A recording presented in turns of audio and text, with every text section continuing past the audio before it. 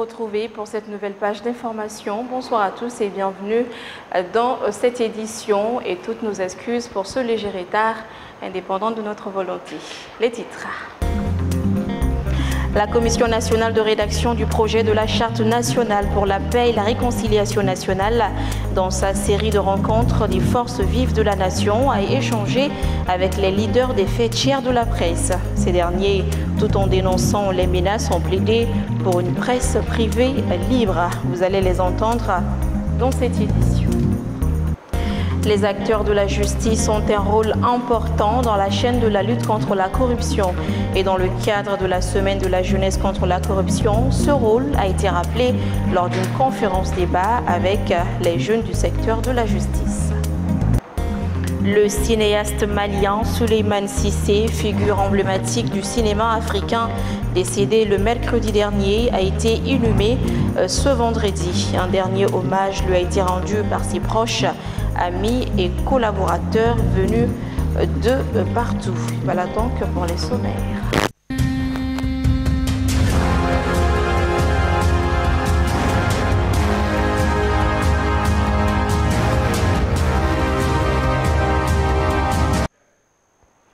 Bienvenue si vous nous rejoignez. Je le disais tout de suite dans les titres, comme les autres forces vives de la nation, la Commission nationale de rédaction du projet de la Charte nationale pour la paix et la réconciliation nationale a rencontré ce jeudi les leaders des faits tiers de la presse afin de recueillir leurs propositions, leurs contributions, leurs suggestions afin d'améliorer le projet de la Charte pour la paix. Les détails avec Gabriel Keïta et Rokia Toussori Dambélé.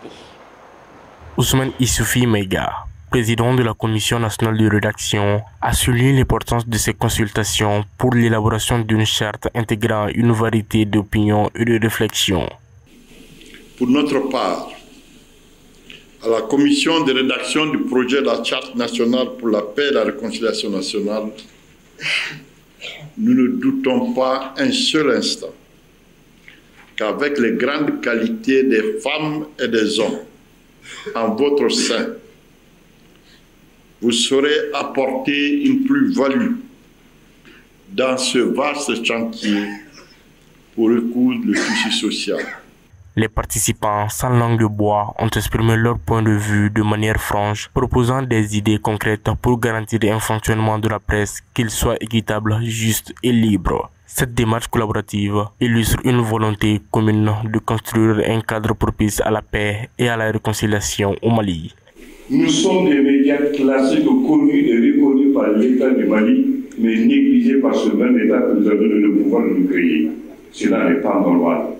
Les autorités doivent nous associer, nous la presse privée, à toutes les grandes décisions concernant la nation, parce que c'est nous qui véhiculons le message. Maintenant, voici les propositions qui sont concrètes. Il faut que l'État du Mali, d'abord, respecte sa presse privée, associe sa presse privée à toutes les grandes décisions de la nation. Parce que ce que nous pouvons faire, nous-mêmes, l'ORTM ne peut pas le faire. Bien sûr. Ce que nous pouvons dire, l'ORTM ne peut pas le dire. Bien sûr. Il faudrait que l'aide à la presse soit indexée au budget national à 1% comme les partis politiques. Indexée au budget national. On ne peut pas nous donner un certain pouvoir dans la mesure où on n'est pas sur le même pied d'égalité sur le territoire national. Pourtant, c'est cette presse privée qui est au four et au moulin, près des populations, au moment où la télé nationale n'est pas sur place. Ça, c'est clair. Ma question est de dire, est-ce que le Mali de demain pourra se construire sans presse et médias privés aujourd'hui? Je ne crois pas. Est-ce que le Mali pourra être un pays souverain dans la sous-région et dans le monde entier sans une presse forte? Si, Monsieur le Président, vous arrivez à répondre à cette question, je crois que vous avez la réponse de la presse. Mais je trouve que le rôle de la presse est très dilué dans votre document. La presse, la communication n'accompagne pas une décision déjà prise. Donc, pour la paix, il faut vraiment qu'on parvienne à sortir, disons, à dire clairement qu'il faut un rôle pour la presse et pour cela que ça soit carrément un chapitre. Nous nous demandons ce que la HAC cherche à faire avec ces harcèlements, avec cette volonté de nuire et de polluer l'environnement. Il pose des actes à Bamako et les conséquences sont très graves dans les communes les plus reculées où les populations ne demandent que la paix. Monsieur le Président, faites tout ce qui est possible pour nous éviter un faux problème.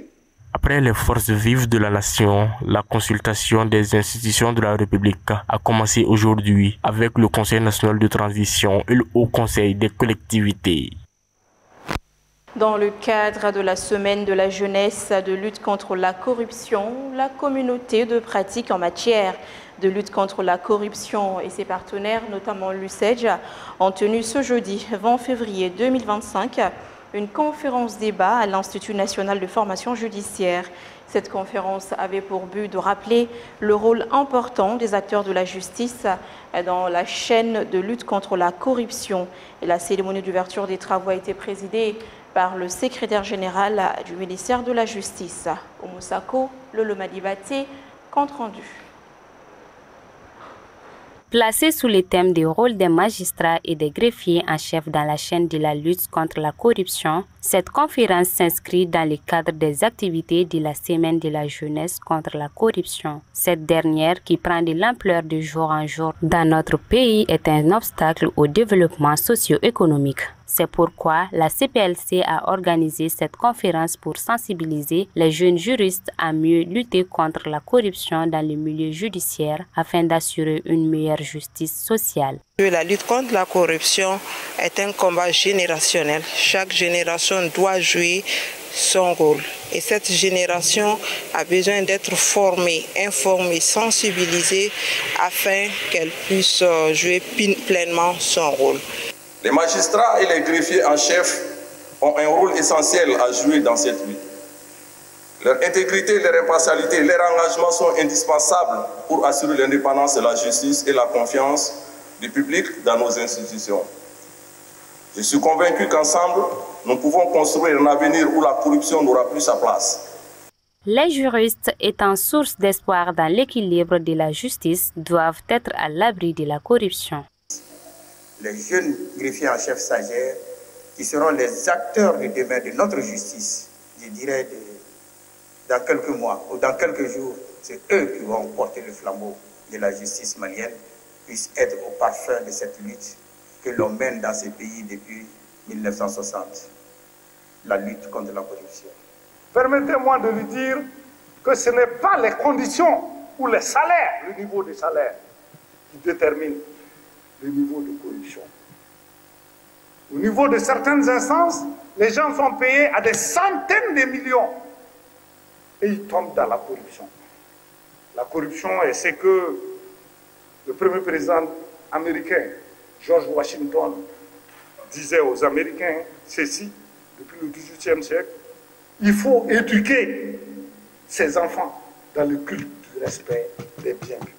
La corruption est une question d'éducation. La semaine de la jeunesse de lutte contre la corruption continue jusqu'au mardi 25 février 2025 avec d'autres activités de sensibilisation pour gagner le combat de la corruption au Mali.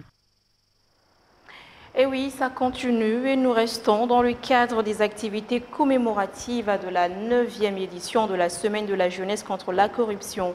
La coalition des organisations de la société civile pour la lutte contre la corruption et la pauvreté, en partenariat avec l'UCEJ, a à son tour organisé une conférence débat ce vendredi à la Maison des aînés de Bamako sur le rôle citoyen des actions publiques, mécanismes efficaces de prévention et de lutte contre la corruption et l'enrichissement illicite. Cette conférence débat a pour objectif d'appuyer les actions entreprises par les pouvoirs publics dans la lutte contre le fléau de la corruption et de l'enrichissement illicite. Omar Koïta, Mohamed Touré. Renforcer les capacités des citoyens à exercer un contrôle effectif de l'action publique, promouvoir la transparence et la responsabilité et contribuer à un environnement de gouvernance plus éthique et participatif au Mali. Tels sont les objectifs de cette conférence débat initiée par la coalition des organisations de la société civile pour la lutte contre la corruption et la pauvreté en partenariat avec l'USEG. Cette initiative marque donc une étape cruciale dans notre combat commun contre un fléau qui sape les bases de la justice sociale, freine le développement économique et aggrave la pauvreté dans nos communautés. C'est pourquoi notre coalition, avec le soutien de ses partenaires, s'engage résolument à sensibiliser et à outiller les acteurs de la société civile pour qu'ils soient des vecteurs de changement dans cette lutte d'une importance capitale. Dans un contexte où la corruption et l'enrichissement illicite sont constants, ce contrôle citoyen prend une importance accrue. Le contrôle citoyen de l'action publique ne sert pas uniquement à combattre la corruption et l'enrichissement illicite. Il constitue aussi une base pour établir une société plus équitable et juste. Dans cette optique, il est essentiel de renforcer les capacités des citoyens sur leurs droits, de promouvoir la culture, de la transparence et de l'engagement civique. Pendant plusieurs heures, les panélistes et les 60 participants de différentes organisations de la société civile ont échangé sur les mécanismes de prévention et de lutte contre la corruption. Pour les participants, ce genre d'initiative permet de doter les citoyens des compétences nécessaires pour faire face à ces fléaux. La corruption freine la croissance économique, nuit à l'état de droit et entraîne un gaspillage de compétences et de ressources précieuses. De remercier très sincèrement la coalition des organisations de la société civile pour la lutte contre la corruption et la pauvreté, pour son engagement, sa détermination et sa lutte intrépide pour la lutte contre la corruption et la pauvreté au Mali.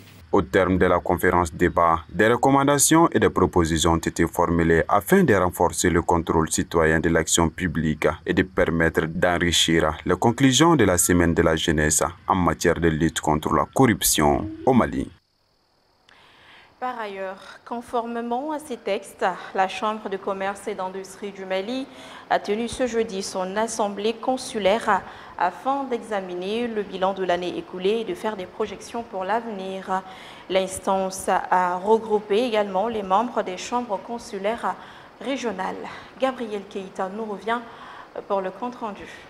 Le parc d'exposition de Bamako a abrité ce 20 février 2024 l'Assemblée consulaire de la Chambre de commerce et de l'industrie du Mali. Il s'agissait à travers cette rencontre des membres consulaires d'examiner le bilan de l'année écoulée et dégager les perspectives. Tout en rappelant les réalisations, le président de la CECIM a évoqué les difficultés rencontrées par son institution courant l'année 2024.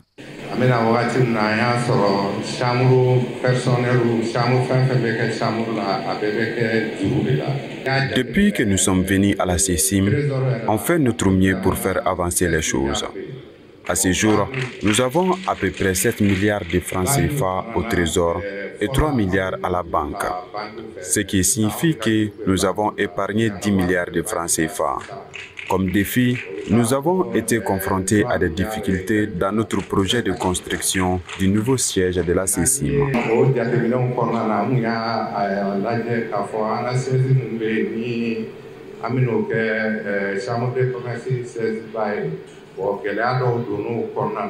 Le ministre de l'Industrie et du Commerce, Moussa Alassane Diallo, salue l'engagement des membres de la CECIM qui œuvrent sans relâche pour le développement socio-économique du pays. Aussi, il a exhorté les membres de la CECIM à redoubler d'efforts pour l'approvisionnement correct du marché en produits de première nécessité, surtout pendant le mois béni du Ramadan. Nous allons examiner le rapport d'activité 2024, l'état d'exécution du budget 2024, le projet de programme 2025 et le projet de budget 2025. Je vous invite à examiner ces différents documents avec la plus grande clairvoyance et la plus grande rigueur. En créant la Confédération de l'Alliance des États du Sahel AES, les chefs d'État du Burkina, du Mali et du Niger ont répondu favorablement aux attentes et préoccupations des populations de nos trois pays qui convergent désormais vers une communauté de destin. Il s'agit véritablement de créer un espace économique entre le Burkina, le Mali et le Niger. Et dans la création de cet espace économique inclusif, les opérateurs économiques maliens sont appelés à jouer un rôle de premier plan. Et je suis profondément convaincu que vous saurez relever ces défis. Les membres des chambres consulaires du commerce et de l'industrie ont profité de l'occasion pour réaffirmer leur engagement à collaborer avec les autorités de la transition pour le développement économique de notre pays. La société coopérative des jeunes aviculteurs de Bamako a organisé ce jeudi 20 février 2025 la journée des jeunes aviculteurs de Bamako. L'objectif de cette journée, selon les organisateurs, est de rassembler les membres de la coopérative ainsi que d'autres acteurs évoluant dans le domaine de l'aviculture afin de partager les expériences et mettre en place les nouvelles stratégies pour le développement du secteur avicole. La rencontre s'est tenue à la Direction nationale des productions et des industries alimentaires en présence de nos deux reporters, Abassanogo, Zakaria Omar Keïta. Voici leur compte rendu. La société coopérative des aviculteurs de Bamako, composée de jeunes, organise chaque 2 ans la journée de partage d'expériences entre différents acteurs. Cette journée est une occasion pour les responsables de la coopérative de faire le bilan des réalisations et d'évoquer les perspectives. À ce jour, la coopérative compte 32 membres, dont 40% représentent les femmes et 60% les hommes, avec un capital social de 8 450 000 francs CFA. Elle possède un champ de 10 hectares avec un puits à grand diamètre à Djina, situé à 45 km de Bamako, dans la préfecture de Néguéla. En termes de production, la coopérative élève un effectif de 14 000 poules pondeuses, ce qui permet de produire environ 4 292 000 œufs de table par an. De plus, elle réalise une production annuelle de 54 000 poulets de chair, soit l'équivalent de 64 tonnes de chair de volaille. L'objectif de façon générale est de participer au développement de la filière avicole. Les perspectives sont les suivantes. Déterminer une zone d'activité bien définie pour un meilleur exercice avicole. Mettre en place un ferme avicole collectif au nom de la coopérative sur un même site. Produire 1 125 000 tonnes de la chair de volaille par an, avec un chiffre d'affaires annuel de 2 25 000 francs CFA. 25 millions de francs CFA.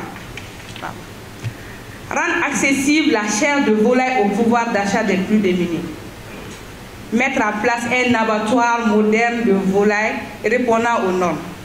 Et notre désir est d'adhérer à l'interprofession de la filière avicole. Cette journée a été mise à profit par le président d'honneur de l'organisation pour encourager les membres de la coopérative pour le développement socio-économique. Déjà acquérir 10 hectares pour pratiquer l'aviculture, ça c'est quelque chose au Mali avec les jeunes qu'on n'a jamais vu. On entend que l'État a octroyé, un projet a octroyé, mais les jeunes se réunissent pour dire que nous voulons aller de l'avant. En fait, ils veulent aller de l'avant. Mais je dirais, ce qui manque aujourd'hui, c'est surtout l'encadrement. Et ces jeunes méritent l'encadrement, ces jeunes méritent l'accompagnement. La société coopérative des aviculteurs de Bamako a été créée en 2018. Elle a comme mission principale la contribution à la sécurité alimentaire de notre pays et la création d'emplois pour les jeunes.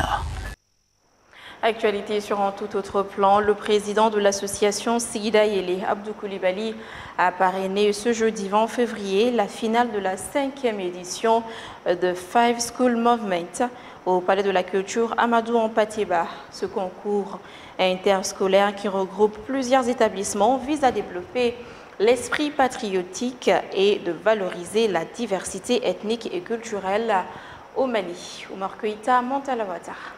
Danse chorégraphique, concours de culture générale et de poésie, élection de Miss et Playboy, Five School Movement est un grand événement interscolaire qui réunit la jeunesse malienne. Parrain de cette 5e édition, Abdou Koulibaly, président de l'association Sigida Yele, a salué l'initiative qui, selon lui, permet de promouvoir la culture malienne.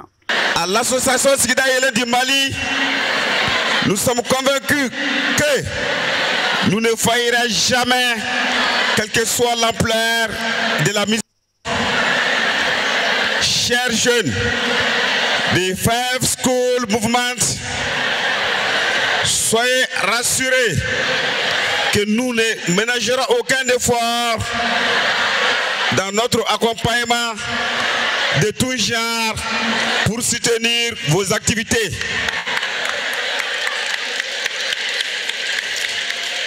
Cet engagement,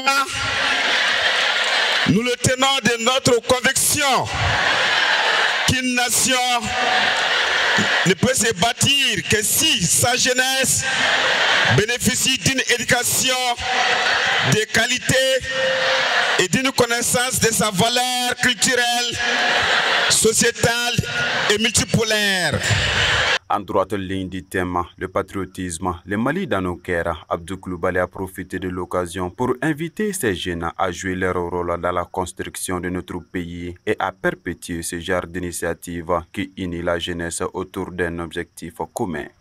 Nous avons toujours œuvré pour le développement, le rayonnement social, éducatif, culturel et économique de notre chère patrie à travers l'organisation des rencontres de toute la jeunesse malienne.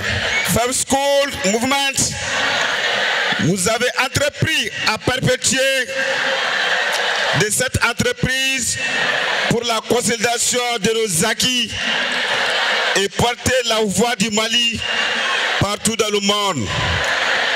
Que le Tout-Puissant Allah vous accompagne. Les initiateurs de l'événement ont remis à cette occasion une attestation de reconnaissance à Abdou Coulibaly et à la marraine. A rappelé que de sa création à nos jours, l'association Sigida Yélé a soutenu plusieurs actions de développement socio-économique et culturel à travers le Mali.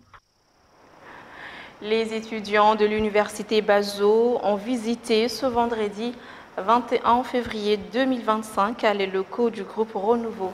Cette visite s'inscrit dans le cadre de leur sortie pédagogique, avait pour objectif de mieux comprendre le fonctionnement d'une structure de presse. Maïmouna Ouedraogo, Bakary Dao, compte rendu. Comme tant d'autres avant eux, ces étudiants de l'université Bazo viennent de satisfaire leur curiosité en visitant les locaux du groupe Renouveau. Accompagnés des membres de leur administration et guidés par l'administrateur général et d'autres responsables du groupe Renouveau, ils ont fait le tour des différents départements et des studios pour mieux comprendre le fonctionnement du groupe Renouveau. Une occasion pour eux de comprendre le processus de réalisation d'une émission grâce à des démonstrations. La visite a été jugée très satisfaisante pour l'administration de l'université Bazo. D'abord, j'ai deux impressions, une impression très satisfaisante. Et pourquoi? Parce que les étudiants qui ont fait la théorie en classe sont venus voir la pratique et ça a permis de leur donner une idée de l'entrepreneuriat. Donc, ça veut dire qu'en dehors de ce qu'ils font sur les bancs, ils sont venus voir la réalité, comment ça se passe. Deuxième impression qui est satisfaisante, c'est qu'ils ont vu un peu un processus, comment est-ce qu'on fait un JT, comment est-ce qu'on prépare un journal. Donc, je pense que déjà l'idée est d'inculquer déjà aux apprenants au niveau de Bazo, après leur formation, comment est-ce que la réalité de la vie pratique. L'occasion était bonne pour l'administrateur du groupe Renouveau d'éclairer les étudiants sur la structure et en même temps des explications précises quant au cheminement des émissions. Et je pense que ce qu'on leur a montré, les différents compartiments de notre groupe de presse, et ses fonctionnements, comment fonctionne une rédaction télé, comment on prépare une émission de divertissement, comment on prépare un plateau, comment est-ce qu'une imprimerie fonctionne et comment est-ce que la radio prépare son contenu quotidien. Je pense que ça a été des aspects qui ont séduit. Au-delà de comment fonctionne une chaîne de télévision, la radio ou même l'imprimerie, l'administrateur général du groupe Renouveau a profité de l'occasion pour prodiguer des conseils très utiles aux étudiants. Et le conseil que je leur dis, c'est qu'il n'y a pas de mur normalement entre ce que nous avons appris à l'université et ce que nous devrons pratiquer. S'il y a un mur, ce seul mur, c'est vraiment le manque d'audace. Il faudra avoir le courage, il faudra oser, il faudra descendre, demander et faire des stages pour mieux apprendre. Cette immersion des étudiants de l'université Bazo dans les locaux du groupe Renouveau rentre dans le cadre des activités pédagogiques de cette université prestigieuse. Un dernier hommage a été rendu à l'icône du cinéma malien, Souleymane Cissé. Et oui, le cinéaste Cissé, figure emblématique du cinéma africain, est décédé le mercredi dernier, laissant un vide immense dans le monde culturel. Inhumé ce 21 février 2025 après la prière de vendredi à son domicile à Nyarela, un dernier hommage lui a été rendu par ses proches, amis et collaborateurs venus de partout. Et Amadou Diarra et Montala Ouattara ont suivi pour Renouveau TV.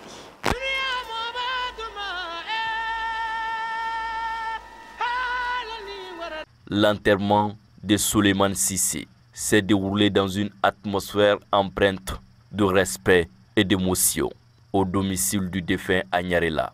De nombreux proches, collaborateurs et amis étaient présents pour lui dire adieu.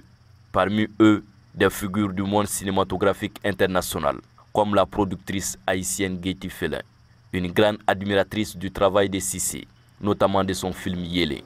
Fascinée par ce film, j'ai nommé mon fils Yélé, en hommage de ce chef-d'œuvre, a-t-elle confié. Pour elle, il était inconcevable de manquer ce dernier hommage à celui qui a bouleversé sa vie professionnelle. Et j'ai tellement aimé son cinéma que j'ai donné le nom d'un de ses films à mon fils. C'est Yélé. Et donc voilà, donc c'est comme ça que je l'ai rencontré la première fois, c'était donc à travers son cinéma. Et puis la deuxième fois, c'était en 1994. Quand il a su qu'on a appelé notre fils Yélé, il nous a appelés et il nous a donné rendez-vous à un café à Paris.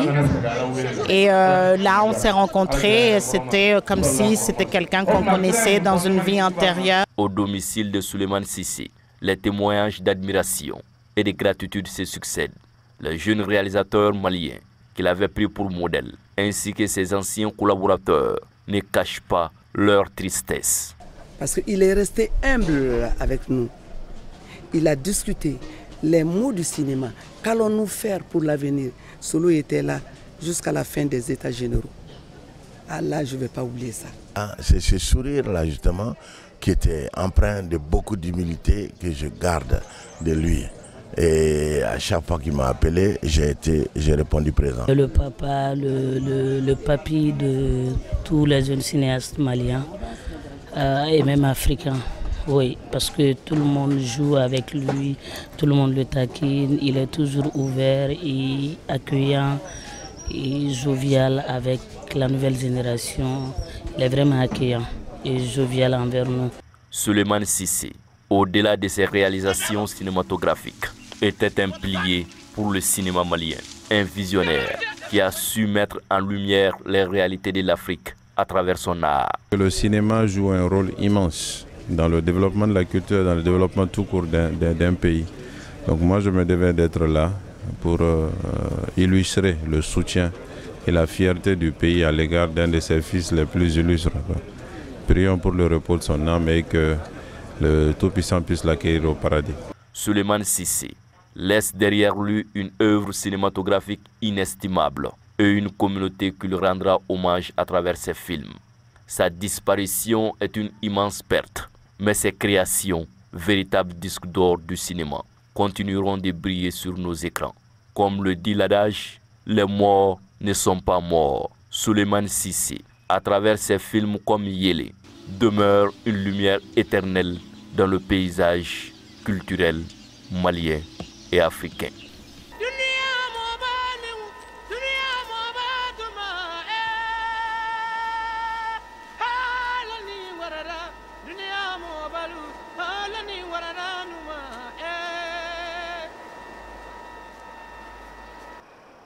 Et voilà, cette édition est terminée. Merci à tous ceux qui ont contribué à sa réalisation. Un grand merci à vous également de l'avoir suivi.